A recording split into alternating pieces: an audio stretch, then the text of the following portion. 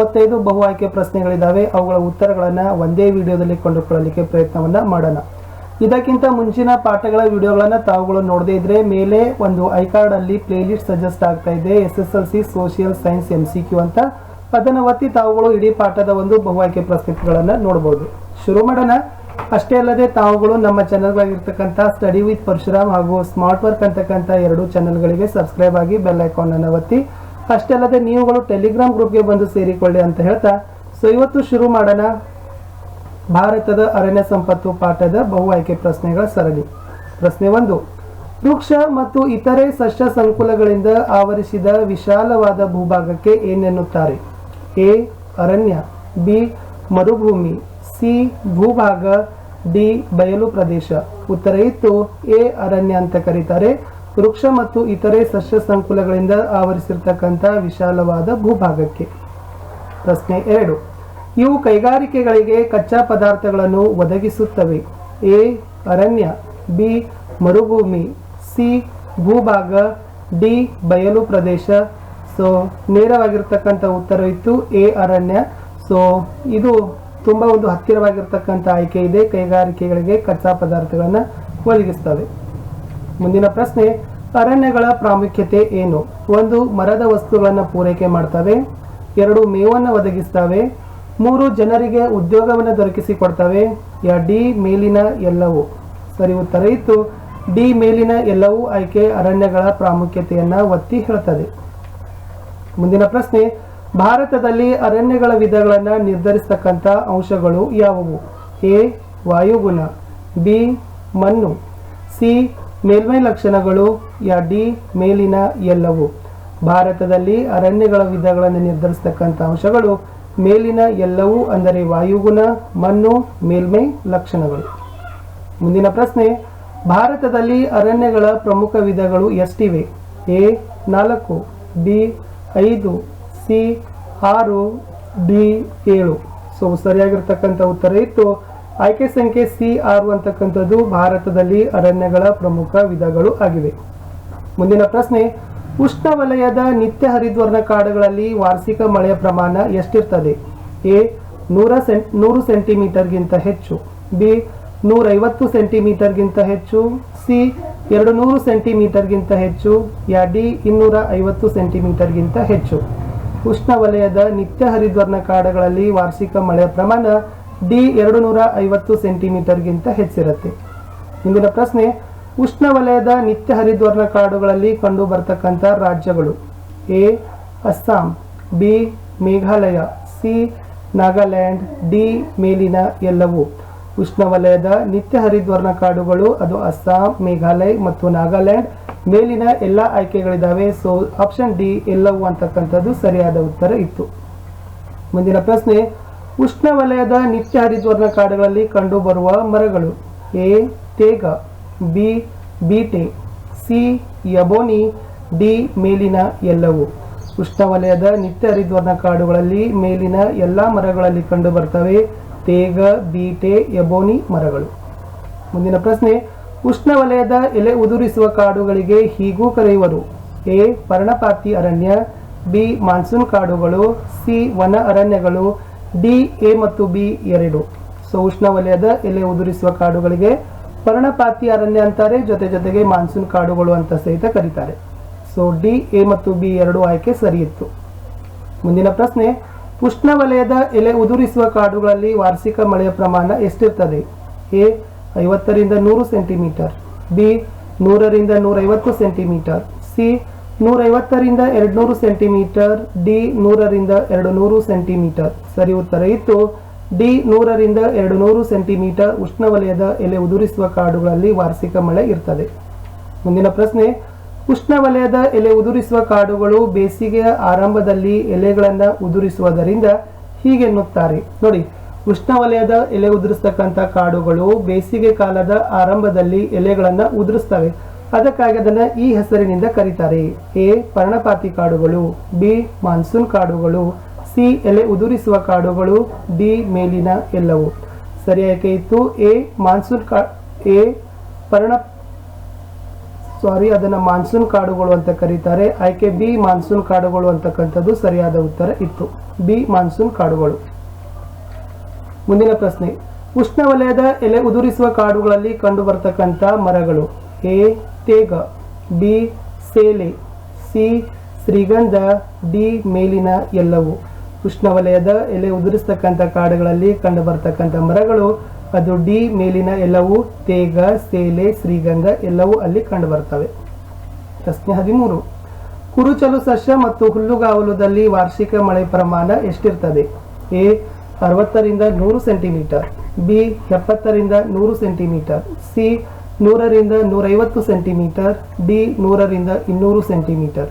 ಆಯ್ಕೆ ಇತ್ತು ಎ 60ರಿಂದ 100 ಸೆಂಟಿಮೀಟರ್ ವಾರ್ಷಿಕ ಮಳೆ ಕುರುಚಲು ಸಸ್ಯ ಮತ್ತು ಹುಲ್ಲುಗಾವಲದಲ್ಲಿ ಕಂಡು ಬರ್ತದೆ. ಪ್ರಶ್ನೆ 14, ಯಾವ ಸಸ್ಯವರ್ಗದಲ್ಲಿ ಕುರುಚಲು ಗಿಡ ಮತ್ತು ಮುಳ್ಳಿನ ಮರಗಿಡಗಳು ಕಂಡು ಬರ್ತವೆ? ಎ ಮರುಭೂಮಿ ಸಸ್ಯವರ್ಗ, ಬಿ ಕುರುಚಲು ಸಸ್ಯ ಮತ್ತು ಹುಲ್ಲುಗಾವಲು, ಸಿ ಪರ್ವತದ ಕಾಡುಗಳು, ಡಿ ಮ್ಯಾಂಗ್ರೋವ್ ಕಾಡುಗಳು. ಕುರುಚಲು ಗಿಡ ಮತ್ತು ಮುಳ್ಳಿನ ಮರಗಿಡಗಳು ಅವು ಕುರುಚಲು ಸಸ್ಯ ಮತ್ತು ಹುಲ್ಲುಗಾವಲುಗಳಲ್ಲಿ ಕಂಡು ಬರ್ತವೆ. ಪ್ರಶ್ನೆ 15, ಯಾವ ಸಸ್ಯವರ್ಗದಲ್ಲಿ ಕುರುಚಲು ಖರ್ಜೂರ ಮತ್ತು ತಾಳೆ ಮರಗಿಡಗಳು ಕಂಡು ಬರ್ತವೆ? ಖರ್ಜೂರ ಮತ್ತು ತಾಳೆ ಮರಗಳು ಯಾವ ಸಸ್ಯವರ್ಗದಲ್ಲಿ ಕಂಡು ಬರ್ತವೆ ಅಂತ ಕೇಳಿದ್ದಾರೆ. ಎ ಮರುಭೂಮಿ ಸಸ್ಯವರ್ಗ, ಬಿ ಕುರುಚಲು ಸಸ್ಯ ಮತ್ತು ಹುಲ್ಲುಗಾವಲು, ಸಿ ಪರ್ವತದ ಕಾಡುಗಳು, ಯಾ ಡಿ ಮ್ಯಾಂಗ್ರೋವ್ ಕಾಡುಗಳು. ಸರಿ ಉತ್ತರ ಇತ್ತು ಎ ಮರುಭೂಮಿ ಸಸ್ಯವರ್ಗದಲ್ಲಿ ಕುರುಚಲು ಖರ್ಜೂರ ಹಾಗೂ ತಾಳೆ ಮರಗಿಡಗಳು ಕಂಡು ಬರ್ತವೆ. ಮುಂದಿನ ಪ್ರಶ್ನೆ, ಯಾವ ಸಸ್ಯವರ್ಗದಲ್ಲಿ ಓಕ್, ಆಶ್ ಮತ್ತು ವಾಲ್ನಟ್ ಮರಗಳು ಕಂಡು ಬರ್ತವೆ? ಯಾವ ಸಸ್ಯವರ್ಗದ ವಿಧದಲ್ಲಿ ಓಕ್, ಆಶ್ ಮತ್ತು ವಾಲ್ನಟ್ ಮರಗಳು ಕಂಡು ಬರ್ತವೆ? ಎ ಮರುಭೂಮಿ ಸಸ್ಯವರ್ಗ, ಬಿ ಕುರುಚಲು ಸಸ್ಯ ಮತ್ತು ಹುಲ್ಲುಗಾವಲು, ಸಿ ಪರ್ವತದ ಕಾಡುಗಳು, ಯಾ ಡಿ ಮ್ಯಾಂಗ್ರೋವ್ ಕಾಡುಗಳು. ಸರಿ ಉತ್ತರ ಇತ್ತು ಪರ್ವತದ ಕಾಡುಗಳಲ್ಲಿ ಓಕ್, ಆಶ್ ಮತ್ತು ವಾಲ್ನಟ್ ಅಂತಕ್ಕಂಥ ಮರಗಳು ಕಂಡು ಬರ್ತವೆ. ಪ್ರಶ್ನೆಗೆ ಹೋಗೋಣ. ಪ್ರಶ್ನೆ ಸಂಖ್ಯೆ 17, ಯಾವ ಸಸ್ಯವರ್ಗದಲ್ಲಿ ಸುಂದರಿ, ಬೆತ್ತ, ಜರಿ ಗಿಡ ಮರಗಳು ಕಂಡು ಬರ್ತವೆ? ನೋಡೋಣ. ಎ ಮರುಭೂಮಿ ಸಸ್ಯವರ್ಗ, ಬಿ ಕುರುಚಲು ಸಸ್ಯ ಮತ್ತು ಹುಲ್ಲುಗಾವಲು, ಸಿ ಪರ್ವತದ ಕಾಡುಗಳು, ಡಿ ಮ್ಯಾಂಗ್ರೋವ್ ಕಾಡುಗಳು. ಸರಿ ಉತ್ತರ ಇತ್ತು ಮ್ಯಾಂಗ್ರೋವ್ ಕಾಡುಗಳಲ್ಲಿ ಸುಂದರಿ, ಬೆತ್ತ ಮತ್ತು ಜರಿ ಗಿಡ ಮರಗಳು ಕಂಡು ಬರ್ತವೆ. ಯಾವ ಸಸ್ಯವರ್ಗವು ನದಿಮುಖಜ ಭೂಮಿ ಮತ್ತು ಉಬ್ಬರ ಇಳಿತಗಳ ಸಮುದ್ರ ತೀರದಲ್ಲಿ ಕಂಡುಬರುತ್ತವೆ? ಎ ಮರುಭೂಮಿ ಸಸ್ಯವರ್ಗ, ಬಿ ಕುರುಚಲು ಸಸ್ಯ ಮತ್ತು ಹುಲ್ಲುಗಾವಲು, ಸಿ ಪರ್ವತದ ಕಾಡುಗಳು, ಡಿ ಮ್ಯಾಂಗ್ರೋವ್ ಕಾಡುಗಳು. ಆಯ್ಕೆ ಇತ್ತು ಡಿ ಮ್ಯಾಂಗ್ರೋವ್ ಕಾಡುಗಳು ಮುಖ್ಯವಾಗಿ ನದಿಮುಖಜ ಭೂಮಿ ಮತ್ತು ಉಬ್ಬರ ಇಳಿತಗಳ ಸಮುದ್ರದ ತೀರದಲ್ಲಿ ಕಂಡುಬರುತ್ತವೆ. ಪ್ರಶ್ನೆ 19, ಯಾವ ಸಸ್ಯವರ್ಗದಲ್ಲಿ ವಾರ್ಷಿಕ 10ರಿಂದ 50 ಸೆಂಟಿಮೀಟರ್ ಮಳೆ ಕಂಡುಬರ್ತದೆ? ಎ ಮರುಭೂಮಿ ಸಸ್ಯವರ್ಗ, ಬಿ ಕುರುಚಲು ಸಸ್ಯ ಮತ್ತು ಹುಲ್ಲುಗಾವಲು, ಸಿ ಪರ್ವತದ ಕಾಡುಗಳು, ಡಿ ಮ್ಯಾಂಗ್ರೋವ್ ಕಾಡುಗಳು. ಉತ್ತರ ಇತ್ತು ಎ ಮರುಭೂಮಿ ಸಸ್ಯವರ್ಗದಲ್ಲಿ ವಾರ್ಷಿಕವಾಗಿ 10ರಿಂದ 50 ಸೆಂಟಿಮೀಟರ್ ಅಷ್ಟು ಮಳೆ ದಾಖಲಾಗ್ತದೆ. ಪ್ರಶ್ನೆ 20, ಭಾರತದಲ್ಲಿ ಅರಣ್ಯದ ಒಟ್ಟು ವಿಸ್ತೀರ್ಣ ಎಷ್ಟಿದೆ? ಎ 7.74 ಚದರ ಕಿಲೋಮೀಟರ್, ಬಿ 7.74 ಲಕ್ಷ ಚದರ ಕಿಲೋಮೀಟರ್, ಸಿ 7.64 ಚದರ ಕಿಲೋಮೀಟರ್, ಯಾ ಡಿ 7.64 ಲಕ್ಷ ಚದರ ಕಿಲೋಮೀಟರ್. ಸರಿ ಉತ್ತರ ಇತ್ತು ಬಿ 7.74 ಲಕ್ಷ ಚದರ ಕಿಲೋಮೀಟರ್ ಭಾರತದಲ್ಲಿ ಒಟ್ಟು ಅರಣ್ಯದ ಕ್ಷೇತ್ರ ಇದೆ. ಪ್ರಶ್ನೆ 21, ಭಾರತದಲ್ಲಿ ಒಟ್ಟು ಭೌಗೋಳಿಕ ವಿಸ್ತೀರ್ಣದಲ್ಲಿ ಅರಣ್ಯದ ಭಾಗ ಎಷ್ಟಿದೆ? A 2.6%, B 23.6%, C 2.36%, yeah D 22.6%. ಉತ್ತರ ಇತ್ತು 23.6% ಭಾರತದ ಒಟ್ಟು ಭೌಗೋಳಿಕ ವಿಸ್ತೀರ್ಣದಲ್ಲಿ ಅರಣ್ಯದ ಪಾಲಾಗಿದೆ. ಪ್ರಶ್ನೆ 22, ರಾಷ್ಟ್ರೀಯ ಅರಣ್ಯ ನೀತಿ ಜಾರಿಯಾದ ವರ್ಷ ಯಾವುದು? A 1952, B 1951, C 1950, D 1953. ಸರಿ ಉತ್ತರ ಇತ್ತು ಎ 1952ರಲ್ಲಿ ರಾಷ್ಟ್ರೀಯ ಅರಣ್ಯ ನೀತಿ ಜಾರಿ ಆಯಿತು. ಪ್ರಶ್ನೆ 23, ದೇಶದಲ್ಲಿ ಅತಿ ಹೆಚ್ಚು ಅರಣ್ಯ ಹೊಂದಿರತಕ್ಕಂಥ ಜಿಲ್ಲೆ ಯಾವುದು? A Uttar Pradesh, B Madhya Pradesh, C Himachal Pradesh, D Kashmir. ದೇಶದ ಮಧ್ಯಪ್ರದೇಶ ರಾಜ್ಯವು ಅತಿ ಹೆಚ್ಚು ಅರಣ್ಯವನ್ನು ಹೊಂದಿದೆ. ಬಿ ಮಧ್ಯಪ್ರದೇಶ ಸರಿ ಉತ್ತರ ಇತ್ತು. ಪ್ರಶ್ನೆ 24, ದೇಶದಲ್ಲಿ ಅತಿ ಕಡಿಮೆ ಅರಣ್ಯವನ್ನು ಹೊಂದಿರತಕ್ಕಂಥ ರಾಜ್ಯ ಯಾವುದು? A Uttar Pradesh, B Rajasthan, C Himachal Pradesh, D Goa. So ನಮ್ಮ ದೇಶದಲ್ಲಿ ಗೋವಾ ರಾಜ್ಯ ಏನದಪ್ಪ ಅಂದ್ರೆ ಅತಿ ಕಡಿಮೆ ಅರಣ್ಯ ಪ್ರದೇಶವನ್ನು ಹೊಂದಿದೆ. ಡಿ ಗೋವಾ ಅಂತಕ್ಕಂಥದ್ದು ಸರಿಯಾದ ಉತ್ತರ ಇತ್ತು. ಮುಂದಿನ ಪ್ರಶ್ನೆ, ಅರಣ್ಯ ಸಂಪತ್ತಿನ ನಿಯಂತ್ರಣ ಮತ್ತು ನಿರ್ವಹಣೆ ಪ್ರಕ್ರಿಯೆಗೆ ಏನೆನ್ನುತ್ತಾರೆ? ಅರಣ್ಯ ಸಂಪತ್ತಿನ ನಿಯಂತ್ರಣ ಮತ್ತು ನಿರ್ವಹಣಾ ಪ್ರಕ್ರಿಯೆಗೆ ಏನಂತಾರೆ? ಎ ಅರಣ್ಯ ನಿಯಂತ್ರಣ, ಬಿ ಅರಣ್ಯದ ನಿರ್ವಹಣೆ, ಸಿ ಅರಣ್ಯ ಸವೇತ, ಯಾ ಡಿ ಅರಣ್ಯ ಸಂರಕ್ಷಣೆ. ಸರಿ ಉತ್ತರ ಇತ್ತು ಡಿ ಅರಣ್ಯ ಸಂರಕ್ಷಣೆ ಅಂತ ಕರೀತಾರೆ. ಪ್ರಶ್ನೆ 26, ಭಾರತದಲ್ಲಿ ಅರಣ್ಯ ಸಂರಕ್ಷಣಾ ಕ್ರಮಗಳು: ಎ ಅರಣ್ಯ ನಾಶದ ನಿಯಂತ್ರಣ, ಬಿ ಮಿತಿಮೀರಿ ಮೇಯಿಸುವುದನ್ನು ತಡೆಯುವುದು, ಸಿ ಅರಣ್ಯದ ಅತಿಕ್ರಮಣದ ತಡೆಯುವುದು, ಡಿ ಮೇಲಿನ ಎಲ್ಲ ಆಯ್ಕೆಗಳು ಸರಿಯಾಗಿದೆ. ಸೊ ಡಿ ಮೇಲಿನ ಎಲ್ಲ ಆಯ್ಕೆಗಳು ಸರಿಯಾಗಿದ್ದಾವೆ. ಅವು ಭಾರತದಲ್ಲಿ ಕೈಗೊಂಡಿರ್ತಕ್ಕಂಥ ಅರಣ್ಯ ಸಂರಕ್ಷಣಾ ಕ್ರಮಗಳು ಆಗಿದ್ದಾವೆ. ಪ್ರಶ್ನೆ 27, ಭಾರತದಲ್ಲಿರುವ ಒಟ್ಟು ವನ್ಯಜೀವಿ ಧಾಮಗಳ ಸಂಖ್ಯೆ ಎಷ್ಟು? A 532, B 523, C 513, D 533. ಸರಿ ಉತ್ತರ ಇತ್ತು ಬಿ 523 ಭಾರತದಲ್ಲಿ ಕಂಡುಬರತಕ್ಕಂಥ ಒಟ್ಟು ವನ್ಯಜೀವಿ ಧಾಮಗಳ ಸಂಖ್ಯೆ ಆಗಿದೆ.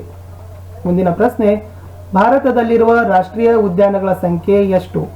A 53, B 52, C 88, yeah D 99. ಭಾರತದಲ್ಲಿರ್ತಕ್ಕಂಥ ಒಟ್ಟು ರಾಷ್ಟ್ರೀಯ ಉದ್ಯಾನಗಳ ಸಂಖ್ಯೆ ಡಿ 99 ಸರಿ ಉತ್ತರ ಇತ್ತು. ಮುಂದಿನ ಪ್ರಶ್ನೆ, ಭಾರತದಲ್ಲಿರುವ ವನ್ಯ ಸಂರಕ್ಷಣಾ ವಲಯಗಳ ಸಂಖ್ಯೆ ಎಷ್ಟು? ಭಾರತದಲ್ಲಿರ್ತಕ್ಕಂಥ ಜೀವಿ ಸಂರಕ್ಷಣಾ ವಲಯಗಳ ಸಂಖ್ಯೆ ಎಷ್ಟು? A 53, B 52, C 81, yeah D 18. ಸರಿ ಉತ್ತರ ಇತ್ತು ಡಿ 18 ಭಾರತದಲ್ಲಿರ್ತಕ್ಕಂಥ ಜೀವಿ ಸಂರಕ್ಷಣಾ ವಲಯಗಳ ಸಂಖ್ಯೆ ಆಗಿದೆ. ಮುಂದಿನ ಪ್ರಶ್ನೆ, ಮಾನಸ ವನ್ಯಜೀವಿ ಧಾಮ ಈ ರಾಜ್ಯದಲ್ಲಿದೆ. ಹಾಗಾದ್ರೆ ಯಾವ ರಾಜ್ಯದಲ್ಲಿ ಮಾನಸ ವನ್ಯಜೀವಿ ಧಾಮ ಕಂಡು ಬರ್ತದೆ? A Rajasthan, B Telangana, C Assam, yeah D Paschim Bangala. ಮಾನಸ ವನ್ಯಜೀವಿ ಧಾಮ ಅದು ಅಸ್ಸಾಂ ರಾಜ್ಯದಲ್ಲಿ ಕಂಡು ಬರ್ತದೆ. ಸಿ ಅಸ್ಸಾಂ ಸರಿ ಉತ್ತರ ಇತ್ತು. ಪ್ರಶ್ನೆ 31, ಭರತ್ಪುರ್ ವನ್ಯಜೀವಿ ಧಾಮ ಈ ರಾಜ್ಯದಲ್ಲಿದೆ. A Rajasthan, B Telangana, C Assam, D Paschim Bangal. Bharatpur ವನ್ಯಜೀವಿ ಧಾಮ ರಾಜಸ್ಥಾನ್ ರಾಜ್ಯದಲ್ಲಿ ಕಂಡುಬರುತ್ತದೆ. ಎ ರಾಜಸ್ಥಾನ್ ಸರಿ ಉತ್ತರ ಇತ್ತು. ಮುಂದಿನ ಪ್ರಶ್ನೆ, ಸರಿಕ್ಷ ರಾಷ್ಟ್ರೀಯ ಉದ್ಯಾನ ಈ ರಾಜ್ಯದಲ್ಲಿದೆ. A Rajasthan, B Telangana, C Assam, D Paschim Bangal. ಸರಿ ಉತ್ತರ ಇತ್ತು ರಾಜಸ್ಥಾನ್ ರಾಜ್ಯದಲ್ಲಿ ಸರಿಕ್ಷ ರಾಷ್ಟ್ರೀಯ ಉದ್ಯಾನ ಕಂಡುಬರುತ್ತದೆ. ಪ್ರಶ್ನೆ 33, ಕನ್ಹಾ ರಾಷ್ಟ್ರೀಯ ಉದ್ಯಾನ ಈ ರಾಜ್ಯದಲ್ಲಿದೆ. ಕನ್ಹಾ ರಾಷ್ಟ್ರೀಯ ಉದ್ಯಾನ A Rajasthan, B Telangana, C Madhya Pradesh, D Paschim Bangala. Kanha ರಾಷ್ಟ್ರೀಯ ಉದ್ಯಾನ ಆಯ್ಕೆ ಸಿ ಮಧ್ಯಪ್ರದೇಶ ರಾಜ್ಯದಲ್ಲಿ ಕಂಡುಬರುತ್ತದೆ. 34ನೇ ಪ್ರಶ್ನೆ, ಪ್ರಥಮ ರಾಷ್ಟ್ರೀಯ ಉದ್ಯಾನ ಈ ರಾಜ್ಯದಲ್ಲಿ ಸ್ಥಾಪನೆ ಮಾಡಲಾಗಿತ್ತು. ನಮ್ಮ ಭಾರತದ ಪ್ರಪ್ರಥಮ ರಾಷ್ಟ್ರೀಯ ಉದ್ಯಾನ ಅದು ಯಾವ ರಾಜ್ಯದಲ್ಲಿ ಸ್ಥಾಪನೆಯನ್ನ ಮಾಡಿದ್ರು? A Rajasthan, B Uttaranchal, C Madhya Pradesh, D Paschim Bangal. ಸರಿ ಉತ್ತರ ಇತ್ತು ಆಯ್ಕೆ ಬಿ ಉತ್ತರಾಂಚಲ್ ಅಂತಕ್ಕಂಥದ್ದು ಸರಿಯಾದ ಉತ್ತರ ಇತ್ತು. ವಿದ್ಯಾರ್ಥಿಗಳೇ, ಕಡೆಯ ಪ್ರಶ್ನೆಗೆ ಹೋಗೋಕ್ಕಿಂತ